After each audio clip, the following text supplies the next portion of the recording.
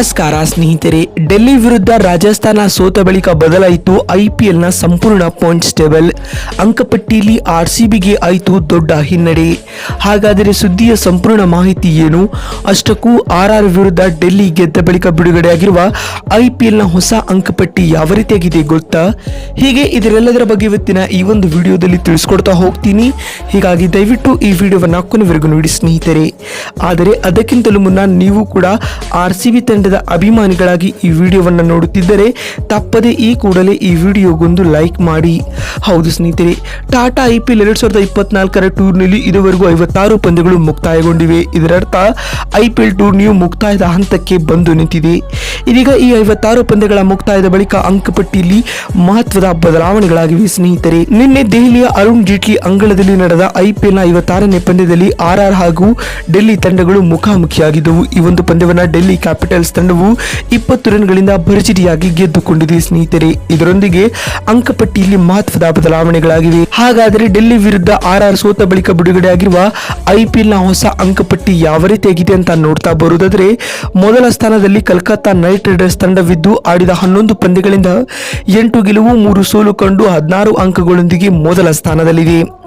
ಎರಡನೇ ಸ್ಥಾನದಲ್ಲಿ ರಾಜಸ್ಥಾನ ರಾಯಲ್ಸ್ ತಂಡವಿದ್ದು ಆಡಿದ 11 ಪಂದ್ಯಗಳಿಂದ 8 ಗೆಲುವು 3 ಸೋಲು ದಾಖಲಿಸುವ ಮೂಲಕ 16 ಅಂಕಗಳನ್ನು ಸಂಪಾದಿಸಿಕೊಂಡು ಎರಡನೇ ಸ್ಥಾನದಲ್ಲಿದೆ.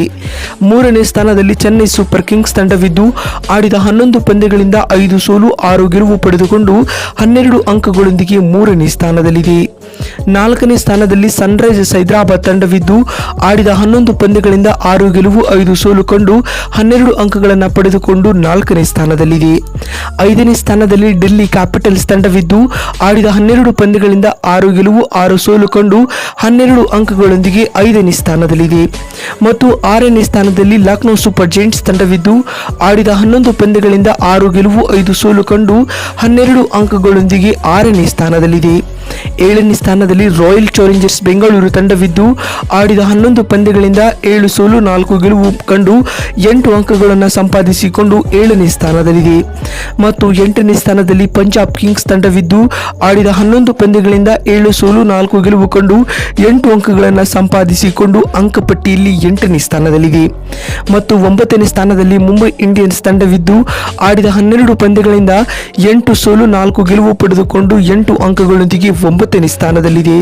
10ನೇ ಹಾಗೂ ಕೊನೆಯ ಸ್ಥಾನದಲ್ಲಿ ಜಿಟಿ ತಂಡವಿದ್ದು ಆಡಿದ 11 ಪಂದ್ಯಗಳಿಂದ 7 ಸೋಲು ಹಾಗೂ 4 ಗೆಲುವು ಪಡೆದುಕೊಂಡು 8 ಅಂಕಗಳನ್ನು ಪಡೆದುಕೊಂಡು ಅಂಕಪಟ್ಟಿಯಲ್ಲಿ ಕೊನೆಯ ಹಾಗೂ 10ನೇ ಸ್ಥಾನವನ್ನು ಪಡೆದುಕೊಂಡಿದೆ. ನೋಡಿದ್ರಲ್ಲ ಸ್ನೇಹಿತರೆ, ಆರ್ಆರ್ ವಿರುದ್ಧ ಡೆಲ್ಲಿ ಗೆದ್ದ ಬಳಿಕ ಬಿಡುಗಡೆಯಾಗಿರುವ ಐಪಿಎಲ್ನ ಹೊಸ ಅಂಕಪಟ್ಟಿ ಯಾವ ರೀತಿಯಾಗಿತ್ತು ಅಂತ ತಿಳಿಸಿಕೊಡುವ ನಮ್ಮ ಈ ಪ್ರಯತ್ನ ನಿಮಗೆ ಇಷ್ಟವಾಗಿದ್ದಲ್ಲಿ ತಪ್ಪದೆ ಈ ಕೂಡಲೇ ಈ ವಿಡಿಯೋಗೊಂದು ಲೈಕ್ ಮಾಡಿ. ವಿಡಿಯೋವನ್ನು ಇಲ್ಲಿವರೆಗೂ ನೋಡಿದ್ದಕ್ಕಾಗಿ ಧನ್ಯವಾದಗಳು. ಮತ್ತೊಂದು ವಿಡಿಯೋದಲ್ಲಿ ಸಿಗ್ತೀನಿ. ಅಲ್ಲಿವರೆಗೂ ನಮಸ್ಕಾರ, ಧನ್ಯವಾದಗಳು ಸ್ನೇಹಿತರೆ.